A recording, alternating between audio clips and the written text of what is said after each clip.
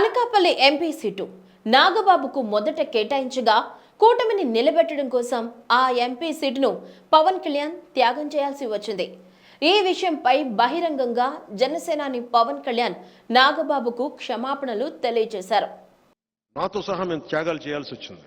ఒక parliament seat కూడా వదులుకోవాల్సి వచ్చింది. స్వయాన మా అన్న మా నాగబాబు ఆయనకి మాట ఇచ్చి కూడా నేను ఈ పొత్తులో దాన్ని త్యాగం చేయక తప్పలా. అలాంటిది మా అన్న ఈరోజు పొద్దున లెటర్ పంపించాడు. ఏం పర్లేదు, నేను నీకు అండగా ఉంటాను. నువ్వు చెప్పిన 21 నియోజకవర్గాల్లో